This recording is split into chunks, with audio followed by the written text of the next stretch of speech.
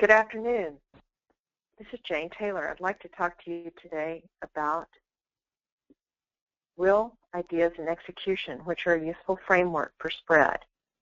I'm an improvement advisor for the Society of Critical Care Medicine, and we are concerned with surviving sepsis and working specifically to reduce sepsis on medical surgical sepsis mortality on medical surgical units.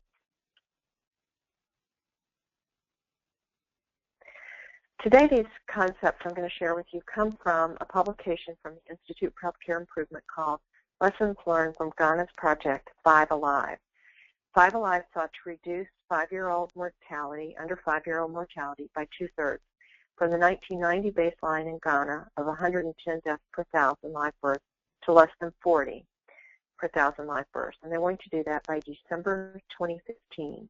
They started the project in 2008 in July and have had 4 waves. This is a countrywide project, and so I think it has a lot of application for our sepsis work, where we're really working to move these ideas of identification and treatment of sepsis on medical surgical units across the country. So what might we learn from this work in Ghana? Well, the Institute for Healthcare Improvement turned to Tom Nolan, who's an associate in process improvement, and they looked at his framework around will, ideas, and execution. And if you're interested in this topic, I've provided a reference up to his white paper on IHI.org. So Tom tells us that will is about how leaders work to make the status quo uncomfortable and create a pull strategy towards the new change. And will also includes the concept that organizations and systems need will in order to get results. And we need pull and we need a dissatisfaction with the status quo. Well, how might that look in our sepsis work? It might be that our dissatisfaction with the status quo is around ICU as the only place where patients can be treated for sepsis. We might need a pull strategy that says that medical surgical units are an attractive and successful place for patients to have identification of sepsis and be treated appropriately. Another way that we could think about will is around a change with nurse-driven protocols. Perhaps we need to work on becoming uncomfortable with the time that it takes between suspicion of sepsis and the response. And we might be able to decrease that time with nurse-driven protocols, so we want to create a pull strategy that makes those protocols easy for all involved and actually are an attractive change. So how do leaders create dissatisfaction with current morbidity and mortality on medical surgical units? Well, it starts with knowing what it is, and then the next step is really being dissatisfied with that and putting the stake in the ground around the status quo. So what Tom tells us about ideas is that if we want to create a new system, we have to have better ideas about how to do the work. Not only what we do, but how we do it, who does it, and what do the new relationships look like among us that have to cooperate to create these new systems or these better outcomes. And ideas come from 2 different places. They come from inside our field and inside our organization and from the outside. Inside our organization is based on our own expertise and experiences.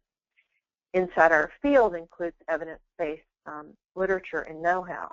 And outside the system means that we actually scan the environment in other industries for practices that might inform how we could improve and redesign our work to respond, identify and respond to treat patients who are developing sepsis on medical surgical units. So this demands a robust and kind of rigorous, disciplined approach to scanning the environment, finding the evidence, and the best way to develop better changes that will get results. And one of the nice things that the sepsis campaign has done and the Society of Critical Care Medicine is they've done a lot of the scanning of the environment for best practices, and now we're just trying to learn how to adapt that on medical surgical units and then how to spread that from our pilot units to all units in the hospital and then across hospitals within systems.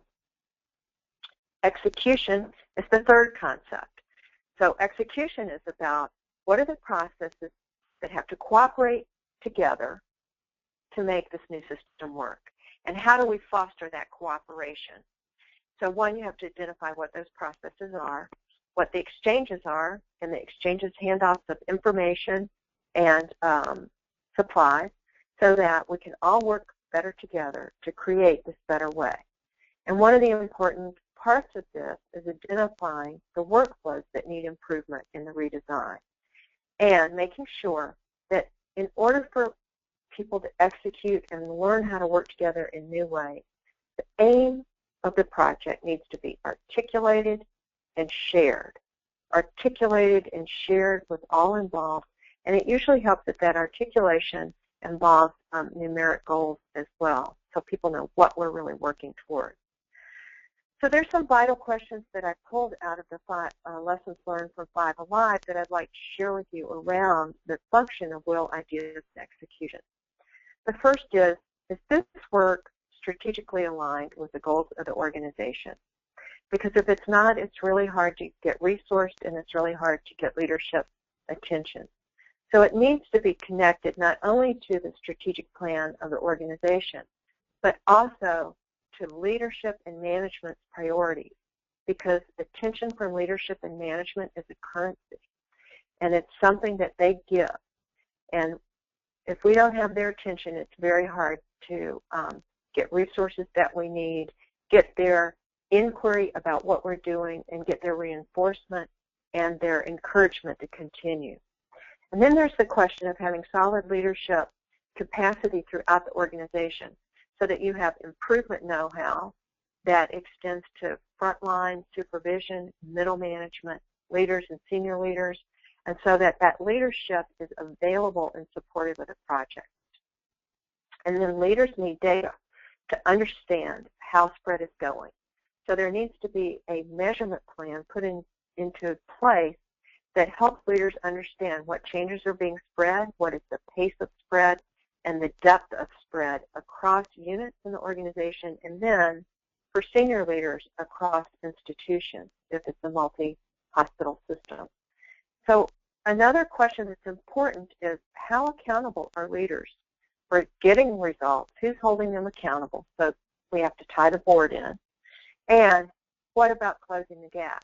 So those gaps need to constantly be available to us through data so that leaders can see if they're closing the gap and are they achieving results in the spread work.